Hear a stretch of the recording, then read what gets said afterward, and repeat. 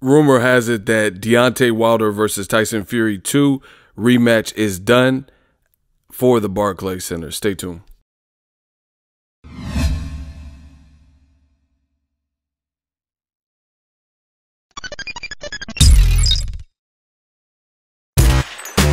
Boxingego here. If you like this video, make sure you hit the like button and also subscribe to the channel and hit the bell icon on the top of your screen to get notified when the latest new content drops.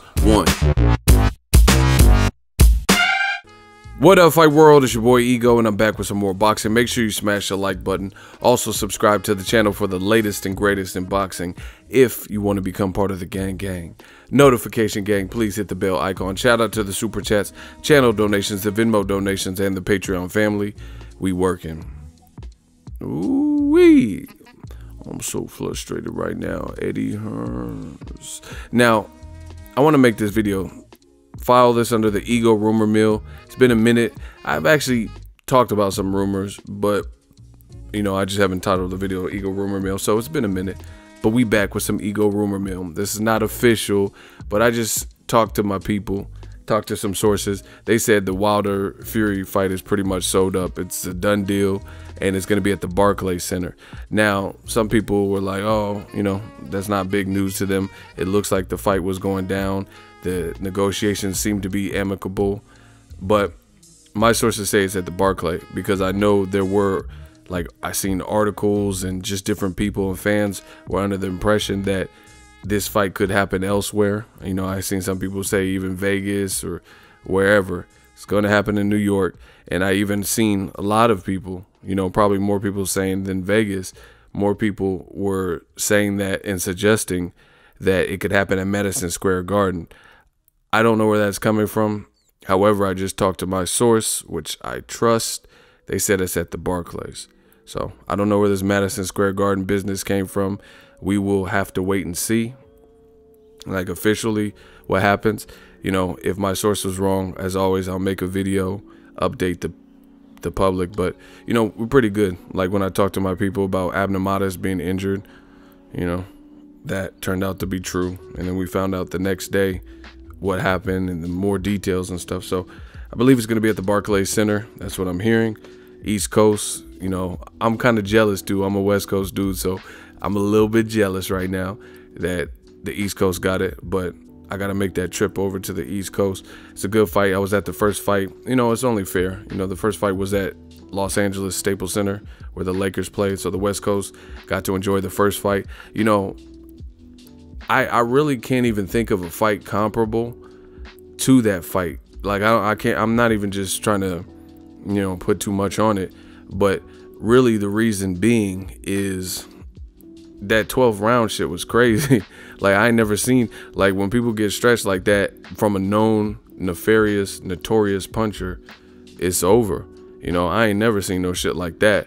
You know, that would be like Manny Pacquiao. I just want to thank, it's up to my promoter. You know, that's like him getting stretched and it looks like he's out for the count against Juan Manuel Marquez, and then him miraculously getting up. You just don't really see that in boxing. When people, like, I'm not, you know, I don't claim to be Bert Sugar or anything, Emmanuel Stewart, rest in peace, but I feel like I can tell by the way people fall if they're gonna get up.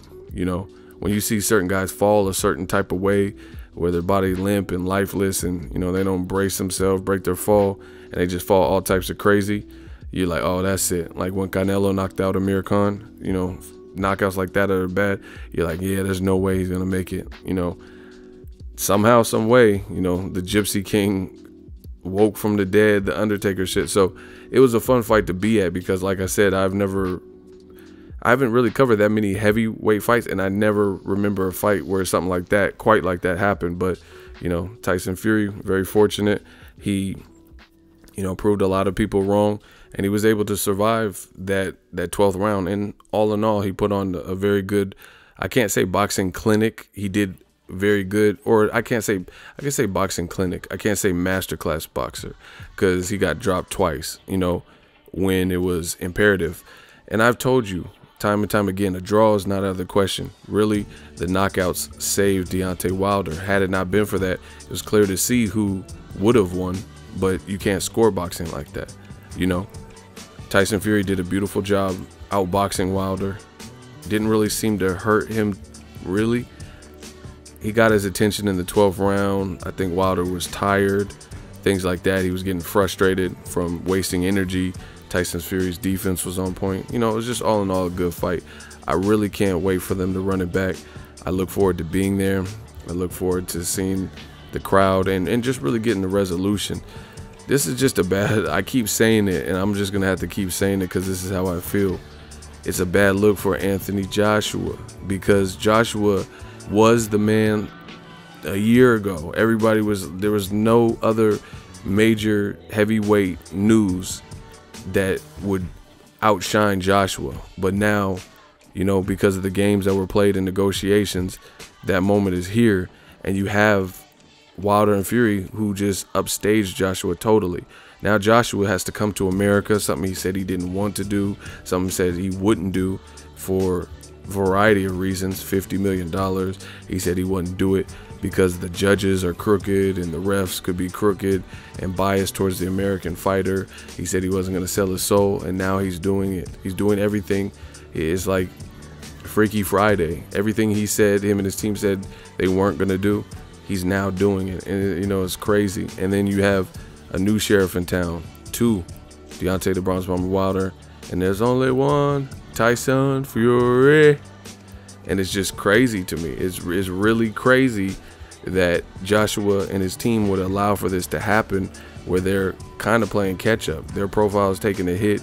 Wilder, his profile has grown. He's going to be in some kind of TV show or movie. I seen him in it looked like an acting trailer. Tyson Fury's doing speaking engagements, and I heard he donated his purse to charity. They said they're going to make even more money in the rematch. You know, it's gotten crazy for them. You know, Joe Rogan had Deontay Wilder and Tyson Fury on his very popular American podcast. It's just been blowing up for the both of them. And meanwhile, Joshua is now doing what he said he wasn't going to do, trying to break into the American market with an unheralded Gerald Big Baby Miller, you know. So we got to see how this all plays out. I'm really happy for Wilder Fury, and it really draws a lot of questions and parallels to the Joshua negotiations. Why was it so hard for Anthony Joshua for those negotiations to actually happen and manifest into something? And seemingly, you know, like I said, my source says the fight's done. You know, they're just closing up the final paperwork, probably taking a look at other things like, you know, just particulars, I don't know, medical, who they're going to put on the undercard, and, you know, mapping out other things. But looks like the fight's done. That's what my sources are saying. Barclays, not Madison Square Garden. We'll see how this all plays out, but it makes you wonder how they were able to get this fight done with little struggle and strife, no like power playing the other person. You know, Wilder could be like, man, I'm WBC champ, he don't deserve 50-50. You know, he doesn't deserve this, he doesn't deserve it. But it looks like they're respectful for each other, and, you know, they just want to rematch and want to fight each other. So I can't do nothing but respect that. You know, Deontay Wilder, some people doubted that he would take a rematch, if he would rematch him, and, you know, he's showing you what he's about. Win, lose, or draw, he's a prideful man from Alabama, and Tyson Fury's a prideful gypsy from England. So I respect it. The other thing I like about this news, you know, it's cool to spread the love for this fight. And the first one was on the West Coast, put the second one on the East Coast. Different market, different opportunity, but the first fight will help sell the second fight. I mean, that in itself, just, I feel like they can spice everything up. Look at the all access programming. You have, you know, you can get all new interviews of Deontay Wilder showing his face, showing his reaction, because he was looking crazy when Tyson Fury got up at the 12th. That's something he's not expecting. So I want to see on all access Deontay Wilder, you know, revisit this and explain what was going through his mind, because his eyes look crazy when he's seen Tyson Fury. You know, it reminds me of Eddie Murphy when he was fighting Della Reese in the back And then he thought he knocked out Della Reese, and she woke up like, oh yeah, you like to hit people with garbage cans. That's how Tyson Fury got up. Now I gotta cut you. You know, so, you know, the programming, they can really do a lot with that. Just showing these clips of Wilder being outboxed and what the corners were saying, and Tyson Fury near-death experience in the 12th round.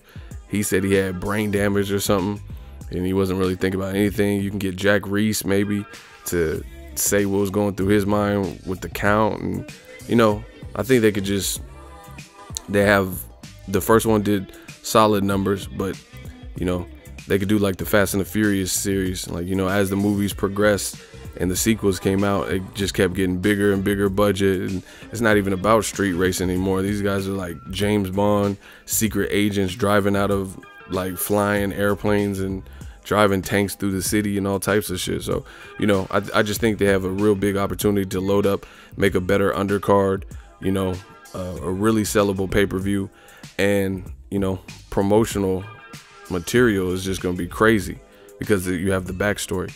Let me know what you guys think. My sources say this fight will happen at the Barclays Center. Drop your thoughts in the comment section. Are you excited for it? Does this trump another East Coast fight? Anthony Joshua versus Gerald Big Baby Miller. If you live on the East Coast, which fight are you most looking forward to? Drop that in the comment section. Make sure you smash the like button as always. Hate, comment, and subscribe. Till next video is Ego signing off. So if you enjoyed this video and want more content like this on the channel, you can show your appreciation by going to the PayPal donate button or the YouTube support button. And you can donate any amount that you feel is equivalent to the value of this video. Much more to come. Thank you guys for your support. Boxingego, the future of boxing.